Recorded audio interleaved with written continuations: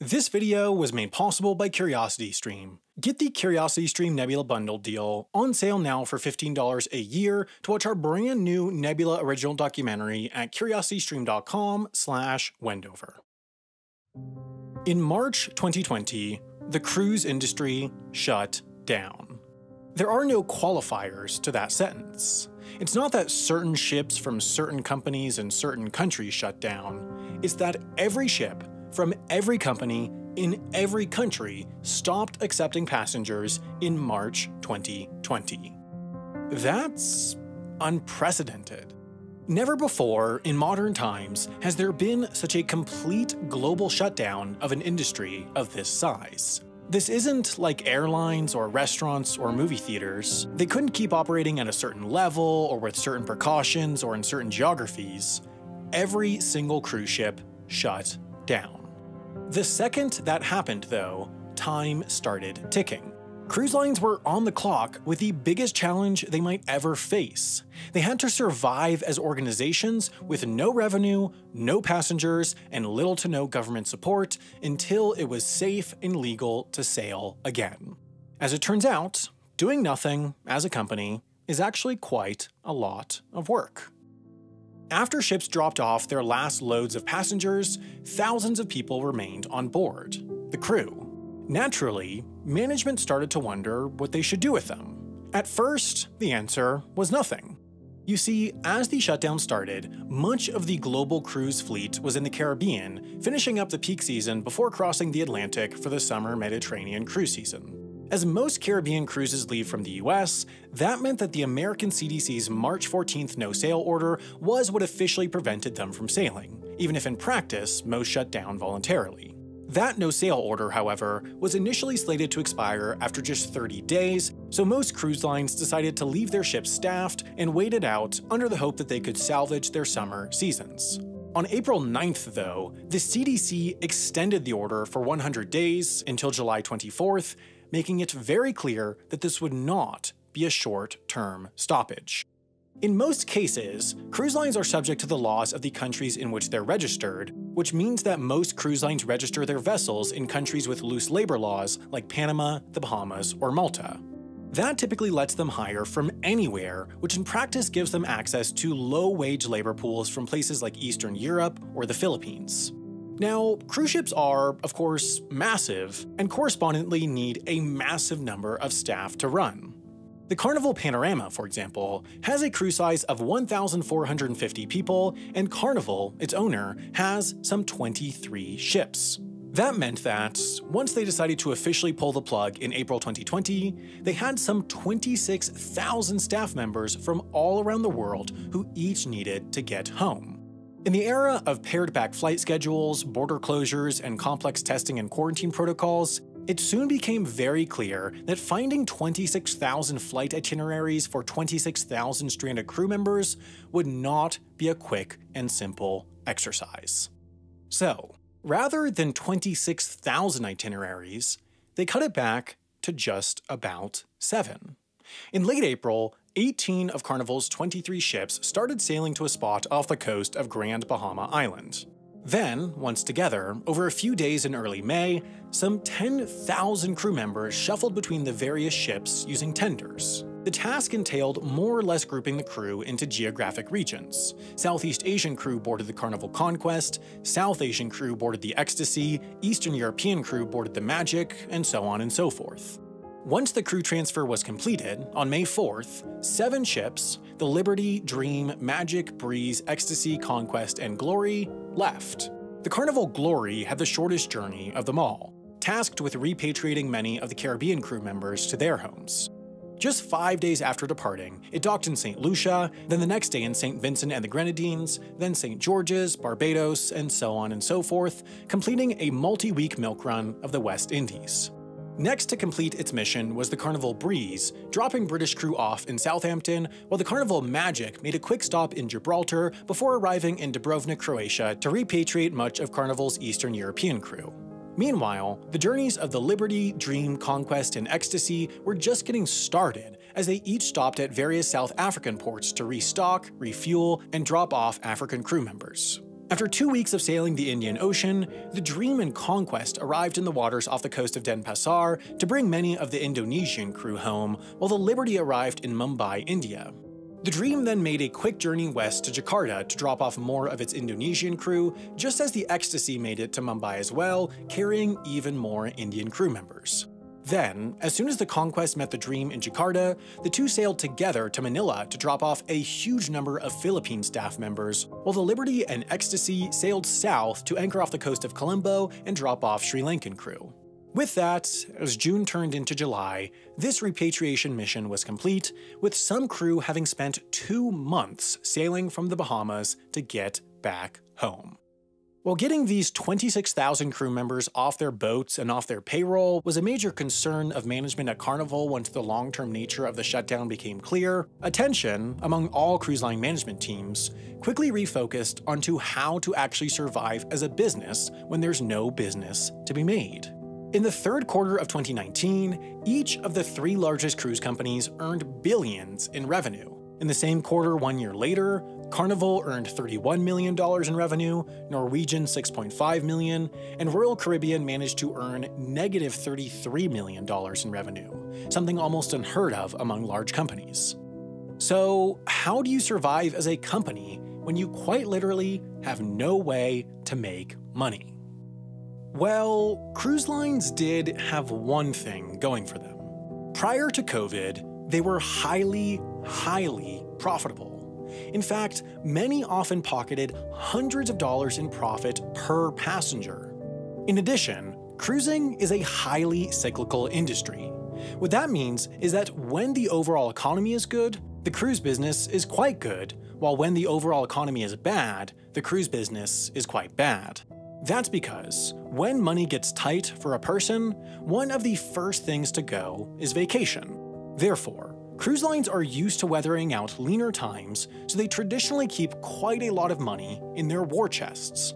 At the end of the third financial quarter of 2020, by which time the companies had unlocked more liquid assets and passed the initial shock phase of the shutdown, Norwegian Cruise Line Holdings, the third largest cruise conglomerate in the world, had some $2.4 billion in the bank. Meanwhile, the Royal Caribbean Group had about $3 billion in cash, while the Carnival Corporation, by far the largest cruise company in the world, held about $8.2 billion in cash. That's what's referred to as their runway, and the task was to get their burn rate, how much they spend per day to stay in existence, to its lowest possible level. In the case of Carnival, if they spent $50 million per day, for example, they would only survive some 164 days without revenue. If they were able to get that down to only $25 million a day, though, they'd have 328 days, almost a year, of runway. Once the long-term nature of the shutdown became clear, furloughing or firing almost all on-ship staff and a sizable chunk of onshore staff was an easy decision for cruise ship management. One of the tougher decisions was what to do with their key assets, the ships. Unlike people, they couldn't just let them go. In the case of Carnival, their oldest, smallest, and cheapest ship, the Ecstasy, cost some $275 million to build back in 1991. Nowadays, they're building $780 million ships like the Carnival Panorama. Put all together, this means a cruise line's fleet is incredibly valuable, and since the ships weren't carrying passengers around the world, they had to put them somewhere. However, as it turns out, both the world's cruise ports and the world's cruise ships weren't built with a total industry shutdown in mind. First of all, you can't just turn off a cruise ship, tie it up, and lock the door behind you. With very little exception, from the moment a ship enters service to the moment it's decommissioned, there are people on board, as these massive machines require constant monitoring and maintenance to stay in working order. In addition, cruise ports were built to suit the need, and since the early days of the industry, the need has been for ships to stop every week or so to unload passengers, restock, and load back up. They're designed for the majority of ships to be at sea, which historically was fine because the majority of ships were always at sea. Now, however, that means there just isn't enough space in the world's cruise ports for every cruise ship to tie up and wait things out. In fact, there's not even close to enough space, and most ports charge ships tens of thousands of dollars per day to tie up, so the vast majority of the world's cruise fleet is out at sea, floating around. They each now carry an average of about 100 crew members, a fraction of their normal staffing levels, performing the most essential functions: navigation, maintenance, engineering, food preparation, medical care, and more. In the case of Carnival, 15 of their 23 ships are currently anchored off the coast of the Bahamas, and about once a week, one of them will sail to Miami to pick up food, mail, and other supplies, which they then transfer between the ships upon return. Most lines are operating with some version of this floating cluster approach, as it's clearly one of the lowest cost methods for storage that keeps ships in an adequate state of readiness for when cruising finally returns. And that's the key question right now. When will it be possible for cruising to return? In summer 2020, some thought the answer was then.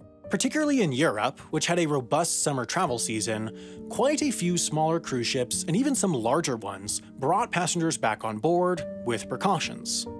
In general, this meant the ships were capacity capped and passengers had to be tested before boarding, were subject to temperature checks, were required to wear a mask in communal areas, and could only go ashore on managed excursions.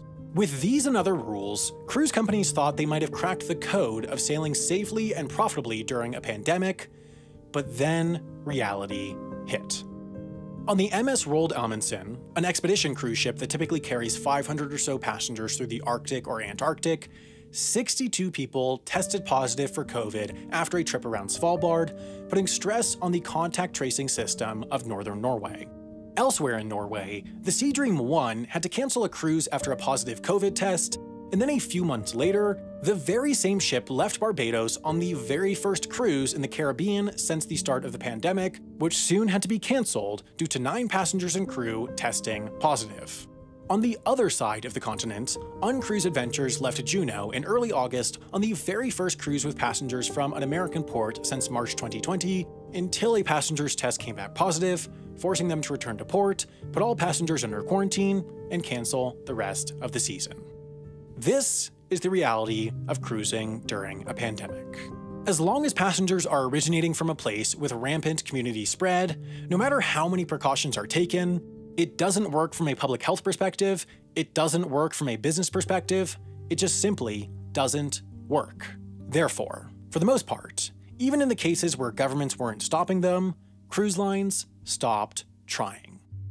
Nowadays, however, in spring 2021, tens of millions of COVID vaccines are entering people's arms every day around the world, and a solution has arisen. Instead of trying to prevent COVID from spreading on their ships, the cruise lines are simply going to prevent people who could have COVID from getting on their ships. Many of the major players, including Royal Caribbean, are requiring all adult passengers to be fully vaccinated before boarding. Even though no vaccine is 100% effective, having a fully vaccinated ship means that even if someone does board with COVID, this will not set off a chain reaction of community spread throughout the entire vessel. Given these new policies, cruise lines are reworking their schedules to center their business on the places where vaccines are rolling out the fastest. For example, with less than 2 months' notice, Royal Caribbean announced that it would be sailing from Israel, home of the world's fastest vaccination campaign, for the first time ever with one of the largest cruise ships in the world, the Odyssey of the Seas. In addition, while the summer cruise season is traditionally centered on the Mediterranean, in 2021, many of the first cruises to restart will be based out of the Caribbean in close proximity to the US, which has also had one of the world's fastest vaccination campaigns. Cruise lines have, for the most part, succeeded with their grand challenge. At the end of 2020, Royal Caribbean, for example, still had $3.6 billion in the bank as runway and had pushed their burn rate down to $270 million a month. That means they can survive without revenue until at least February 9th, 2022. Norwegian Cruise Line, meanwhile, had enough to make it until April 25th, 2022, while Carnival had enough to last till June 9th, 2022. The cruise lines will be fine. But there is another side to the equation. While cruise lines are typically massive global enterprises, They rely on the places they visit. They rely on all the small businesses that operate tours and excursions for passengers at each port of call. Specifically, they rely on places like Ketchikan, Alaska. Last summer, under strict COVID protocols, I traveled there with a film crew to document a summer like no other. A summer where the 1.2 million annual cruise tourists that keep the economy of this small town of 8,000 alive just didn't show up. 2 summers ago, Ketchikan was one of the most sought-after cruise destinations in the world. They would quite literally run out of space on the docks. Last summer, they were experiencing the most acute form of economic ruin. The documentary I made profiling this is out now exclusively on Nebula. It's the first on-location project we've released in almost a year, and I think you'll find it quite interesting. Of course, as any longtime Wendover viewer knows, the best and cheapest way to get access to Nebula is with the CuriosityStream Nebula bundle deal, available on sale for $15 a year right now at curiositystream.com/Wendover. This gets you access to both Nebula and CuriosityStream, where you can watch thousands of great nonfiction shows and documentaries like China's Last Little Train, which profiles the last working narrow-gauge steam railway in China, connecting an area without cars, buses, or even roads to the outside world. Of course, these subscriptions are what goes to fund the great Nebula originals that many of you have come to enjoy, and they help independent creators like us stay independent. So get a year's worth of education and entertainment with access to both CuriosityStream and Nebula, where you can watch our brand new documentary for just $15 a year with the current sale at curiositystream.com/Wendover.